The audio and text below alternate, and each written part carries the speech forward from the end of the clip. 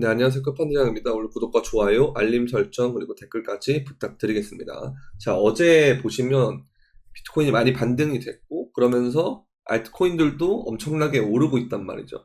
그러면서 지금 보시면 스토리지나 폴리곤이나 코스모스, 아발란체, 솔라나, 그리고 시아, 이더리움, 뭐 이런 애들 보시면, 뭐 이더리움을 제외하고 대부분은 저장성과 그리고 레이어 1이 많이 오르고 있거든요. 그래서 제가 이제 여러분들한테 큰 시총 애들이 좀 오를 거다 이렇게 말씀을 드렸잖아요. 그게 이제 레이어 1 계열이 되는 건데요. 그래서 이런 애들이 지금 많이 오르고 있어요. 자발트보다 얘네들이 더 많이 오르고 있거든요. 얘네들이 이렇게 많이 오른다는 건 단기간에 좀 눌림이 올 수 있다는 얘기고, 여러분들에게 항상 말씀드리지만 수익 실현을 해가면서 하는 것이 좋다. 항상 현금 비중도 갖고 있어야 되고요. 이제 그렇게 하는 게 필요하다라고 보입니다. 그래서 많은 사람들이 손절을 하고 시장을 떠나지만, 계속해서 저는 시장에 대해서 뭐 좀 추가적으로 하락할 수 있겠지만 그래도 이 시장은 되게 긍정적이고, 제가 이제 그러면서 닷컴 버블 이후에 빅테크 애들의 차트를 보면 엄청나게 올랐다라고 했거든요. 제2 아마존, 이베이 이런 애들을 여러분들이 찾으셔야 된다 이렇게 말씀드렸는데, 이제 그런 애들이 이제 여기에 막 레이어 1이나 이런 쪽에 많겠죠. 그럴 가능성이 높기 때문에 아무튼 좀 잘 보시면 좋을 것 같습니다. 우리는 디지털 시대로 넘어가는 그 뉴 노멀에 넘어가기 전에 과도기에 위치해 있는 상황에 살고 있습니다. 러시아와 우크라이나 간의 갈등이 전 세계로 번지고 인플레이션 쇼크가 오면서 스태그플레이션이라는 그런 어떤 재앙이 다가오고 있는데요. 그 스태그플레이션이 하다가 끝나게 되려면 조금 인플레이션 어느 정도 잠잠해지는 시기가 단기간에 올 건데, 그게 이제 어떤 느낌으로 올 거냐면, 우리가 환율이 이때 고점을 찍고 쭉 내려가는 시점, 그리고 이때도 당분간 조금 잠잠했던 그 시점 정도로 아마 인플레이션이 좀 내려올 거예요. 그래서 이렇게 만약에 내려오게 되면 좀 더 좋을 것 같긴 한데, 그래서 이제 보면 유가나 금이나 이런 것들이 좀 인플레이션이 좀 잡힐 것 같은, 그러니까 가격이 좀 떨어질 것 같은 그런 모습이 좀 보였거든요. 그런 모습을 좀 보면은 단기간에 인플레이션이 잠재적인 부분들이나 이런 것들이 좀 해소가 될 수 있는데, 그 조정이 끝나면 다시금 이렇게 달러가 오르듯이 이렇게 오를 거라서, 구도를 제가 어떻게 보고 있냐면, 이거는 뭐 한 향후 2, 3년 정도의 뷰예요. 향후 2, 3년 정도. 지금 이제 스태그가 오면, 스태그플레이션이라고 하는 것은 인플레이션하고 디플레이션이 같이 오는 것이 문제다라고 하는 거거든요. 그러니까 물가 상승과 소비 침체가 같이 오는 것을 스태그플레이션이라고 하는데, 여기서 인플레이션이 잠잠해지면 소비 침체나 이런 것들, 경기 침체가 오는 거겠죠. 그러면 일본의 잃어버린 30년이나 20년처럼 그런 게 이제 디플레이션인데, 사람들이 소비를 못하고 계속 아낄 수밖에 없는, 왜냐면 물가 상승의 충격을 맛봤기 때문에 계속 아낀다라는 거죠. 그러다 보면 이제 이 소비 침체에 대한 부분이 경제 위기나 이런 경제 침체로 다가올 텐데, 요게 이제 디플레이션이 이렇게 오다가 다시 이렇게 유가가 오르거나 다시금 이렇게 금이나 이런 것들 반등을 할 때, 원자재가 오를 때 다시 어떻게 되냐면 인플레이션 요소가 추가가 됩니다. 근데 이때 이 과정에서 중간에 중앙은행에서 인플레이션이 잡혔다라고 생각해가지고 디플레이션이면 소비가 줄어들겠죠. 그러면 다시 어떻게 해야 되냐면 돈을 풀어야 돼요. 코로나나 이럴 때 여러분들 기억하시죠? 사람들이, 자영업자들 거리에 나앉고 가게를 닫고 돈 버는 게 줄어들고 소득이 줄어들고 돈을 아끼려고 안 쓰려고 하다 보니까 어떻게 합니까? 소비 진작하기 위해서 뭐 외식 쿠폰 뿌리고 그냥 돈을 찍어가지고 자영업자 보상금, 손실보상금 주고, 그리고 뭐 바우처 같은 거 뿌려가지고 재난지원금 뿌리고 이랬죠. 그것처럼 중앙은행이 다시금 돈을 만약에 풀어버리면, YCC나 이런 것들을 통해서 풀어버리면, 그렇게 되면 인플레이션이 중심으로 올 것이고, 그렇게 되면은 디플레이션보다는 어떤 이 스태그플레이션 이런 개념보다는 약간 하이퍼 인플레이션의 개념으로 갈 수도 있어요. 그럼 이제 뭐 YCC라든지 그다음에 뭐 MMT라든지 이런 게 나올 수도 있거든요. 그러면 이제 하이퍼 인플레이션 개념으로 가는 거예요. 근데 그게 아니고 뭔가 좀 적당히 돈을 찍고 인플레이션을 그냥 뭔가, 인플레이션이 아니고 디플레이션을 잡으려는 움직임을 좀 적게 보인다. 그러면 이제 다시 스태그플레이션이 오면서 이렇게 쭉 가겠죠. 그래서 이런 구도를 저는 좀 생각을 하고 있는데요. 이렇게 되는 동안 비트코인이 훨씬 더 지위가 높아질 것이고 대체 상품에 대한 사람들의 니즈가 올라갈 거예요. 그러니까 여러분들이 항상 기대하는 게 ETF를 많이 기대하고 있는데 ETF보다는 시장의 컨셉이 바뀌어야 돼요. 현물 ETF는 이렇게 뭐 현물을 직접적으로 사는 것보다는 현물을 갖고 있는 그 ETF를 그냥 거래한다라는 거거든요. 그래서 이런 건데 현물을 그들이 직접 뭔가 수요가 발생을 해서 많은 사람들이 사게끔 만들어야 돼요. 그러려면 실질적으로 비트코인이 왜 사야 되는가에 대한 근본적인 문제를 해결시켜줘야 되거든요.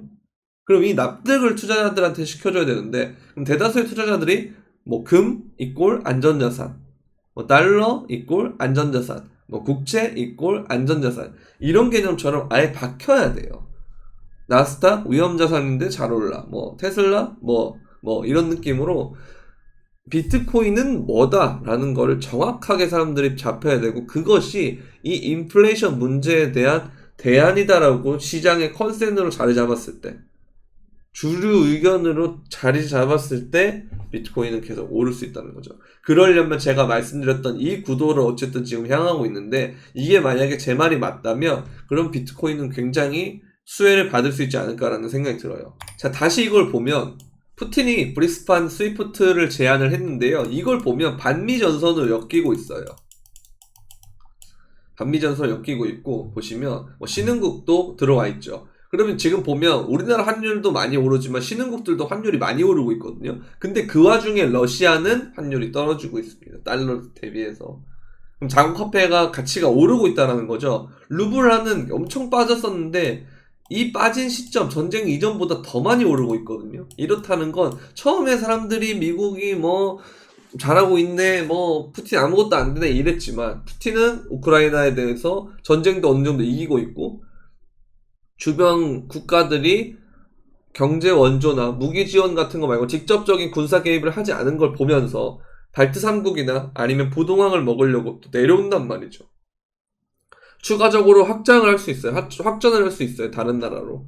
그렇게 되면 이미 확인을 했기 때문에 푸틴은 그리고 자원의 이점을 통해서 계속 이거를 나아간단 말이에요. 그러면서 루블화가 계속 올라가고 있는 상황인데 이런 걸 보면서 자국 화폐가 무너지는 신흥국들 군침 돌거든요. 아, 달러와 지위가 이제 약해지는구나. 러시아 보니까 되는구나. 국제제재 다 받고 경제제재 받아도 이렇게 되는구나. 될 수 있구나. 그러면서 유럽에 이번에 미국이 깨갱했어요. 자, 이거 보시면 생각보다 러시아 때문에 발생하는 쇼크가 심하거든요. 그래서 바이든도 역대 최저 지지율을 기록하고 있고 미국이 고효과 충격에 EU에 대한 대러 제재를 일부 완화하겠다라는 것을 제안하는 겁니다. 유럽 입장에서는 열받죠. 가장 직접적인 피해받는 건 유럽인데 근데 미국이 이제 좀 뭔가 자기네들도 좀 아니다 싶으니까 유럽에다가 일부 완화 제한을 하거든요. 그래서 이렇게 결국 구도가 되고 있으면 꽃놀이패를 쥐고 있는 건 푸틴이라는 거죠. 그러면서 푸틴은 중국과 결탁 이렇게 하고 있는데 그러면서 하는 얘기가 러시아 국책은행이 금 기반 스테이블 코인 발행 제한이다. 그럼 이게 나중에 되면 이 금 기반을 바꿔서 비트코인 본위가 나올 수도 있겠죠. 그런 아이디어가 나올 수도 있는 거고요. 그건 잘 모르는 거예요. 나중에 되면. 자, 어찌됐든 간에 이렇게 되면 어떻게 되냐면 금 기반 스테이블 코인이 러시아의 제재 우회에 도움이 될 수 있다. 이란 역시 미국의 제재 우회를 위해 암호화폐를 적극 활용하고 있다. 이란의 사례는 암호화폐가 특정 상황에서 미국 달러의 대안책이 될 수 있음을 보여준다. 이런 개념으로 시장의 컨센서스 형성이 되고 플러스 인플레이션에 대해서 해칭할 수 있다라는 부분이 된다면 비트코인은 굉장히 많은 영향을 받고 있어요. 그러면서 파월도 하루 종일 요즘에 이 얘기를 합니다. CBDC, CBDC, CBDC, 디지털 달러, 디지털 달러, 디지털 달러. 이건 코인을 버리겠다는 소리가 아니에요. 뭐다? 제도권으로 올려서 규제하겠다는 거예요. 규제. 그런데 지금 당장 뭔가 비트코인에 대해서 가격 변동성이 없는 것 같죠. 다 여기선 이미 이렇게 지원이 되고 있는 거예요. 물밑 작업이 다 되고 있다는 거죠. 이들이 상식적으로 먼저 매집을 해야겠죠. 이들이. 그렇기 때문에 떨군 걸 수도 있는 거죠. 더 많이. 자, 그러면서 이거 한번 보겠습니다. 지금 코인베이스에서 이건데요. 이겁니다. 보시면 이때 코로나 빔 때 거래소에서 유출이 보통 비트코인을 사서 개인 지갑으로 보냈다 이렇게 보는 건데, 매집을 한 게 코로나 빔 때 이 정도를 했다면 부처 빔 때는 이 정도를 했고, 그 다음에 3만 달러 때 이 정도를 했고요. 그 다음에 이번에 하락할 때 또 이런 게 나왔습니다. 당연하겠죠. 3,000달러는 가격이 낮으니까 올리기 위해서 이 정도가 필요하다고 본 것이고, 여기는 가격대가 어쨌든 3,000달러보단 10배가 아니죠. 지금 2만 달러니까. 훨씬 높으니까 여기에 대해서 더 많은 게 필요한 건 맞는데, 어찌됐든 어마어마한 물량의 지금 비트코인을 매집을 했다라는 거. 그런데 거래소 유지 물량은 별로 변함이 없거든요. 그 이유는 거래소에 갖다 판 것도 많았다라는 거죠.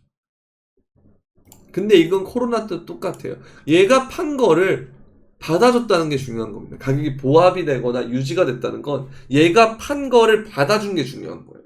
그런 수요가 있다라는 거예요. 이 침체된 시장 속에서. 금리가 오르네 뭐네 하는데도 불구하고 이런 게 나온다는 거예요. 자, 그러면서 갑자기 솔라나가 뜬금없는 걸 합니다. 솔라나 웹3 기반 안드로이드 휴대폰 개발 중. 이게 정말 중요한 게 뭐냐면요. 와, 이걸 솔라나가 선점할 것 같은데 되게 중요한 게 뭐냐면, 우리가 산업이 엄청나게 발전한 거는 스마트폰이 아이러니하게도 나오고 IT 쪽이 엄청나게 발전했거든요. 근데 암호화폐를 혹은 블록체인을 폰으로 한다의 개념이 아직까지는 좀 옅어요. 좀 얕단 말이죠. 이게 만약에 정말 궤도로 올라오면 엄청나게 발전을 할 거예요. 이 암호화폐 산업이 혹은 블록체인 산업이 어마어마하게 발달을 할 겁니다. 근데 이게 이제 되는지 안 되는지, 제가 그래서 미나한테도 이걸 좀 기대를 걸었던 건데, 이걸 결국은 솔라나도 한다는 건데요. 진짜 되게 중요한 거라고 봅니다. 이거는 여러분들 계속 팔로우를 하는 게 좋을 것 같아요. 저도 같이 팔로우 할 테니까요. 자, 그러면서 이런 식으로 레이어 애들이 가고 있는데, 얘네들이 많이 가면은 항상 이 눌림과 조정이 있으니까 이거 항상 잘 기억해 두시고요. 그러면서 이제 마지막으로 비트코인 차트를 보게 되면, 이 1시간 봉에서 요런 데서 형성이 될 때마다 이 눌림이 오긴 했거든요. 그러니까 이 눌림이 올 때 전저점을 깰 수도 있어요. 아까 말씀드렸듯이 매집을 한다 그래도 세력이 매집한 거를 보고 달려든 개미 때문에 한번 이렇게 눌림을 줄 수도 있고요. 그리고 알트들도 많이 올랐기 때문에 이 부분에 대해서 밑에 부분에서 잡으신 분들 있죠. 제가 말씀드렸던 16K, 17K 뭐 그럴 때나 아니면 17, 18이라든지 뭐 그때쯤 여러분들이 잡으셨다면 16, 17이 아니고 17, 18이요. 죄송합니다. 그때 잡으신 분들은 익절도 좀 하시고, 레이어 계열에서 뭐 제가 코인 이거 괜찮다 했을 때 잡으신 분들도 매도를 해주시면 좋을 것 같아요. 그래서 뭔가 혼자 매매하기가 힘들다 그러면 이렇게 멤버십을 할 수 있거든요. 멤버십이 돼 있는데 보면은 폴리곤도 이렇게 저는 이제 말씀을 드렸었고요. 그리고 뭐 제로엑스도 3차 타겟까지 다 갔고, 이런 식으로 여러분들한테 진입가랑 목표가를 말씀드리니까요. 여러분들이 뭐 뭔가 매매하기 힘들다 그러면 멤버십에 도움을 받을 수 있는데, 멤버십은 구독 버튼 옆에 있는 가입 버튼 눌러주시면 되고, 선물방도 따로 운영을 하고 있습니다. 선물방 역시 타점을 하고 있어요. 보시면 이런 식으로 선물 타점도 이렇게 말씀을 드리고 있거든요. 선물방을 하려면 영상 설명란에 선물방 가입 신청 링크가 있으니까 거기를 참고하셔서 하시면 좋을 것 같습니다. 네, 도움이 되셨다면 구독과 좋아요, 알림 설정, 그리고 댓글까지 부탁드리면서 그럼 안녕!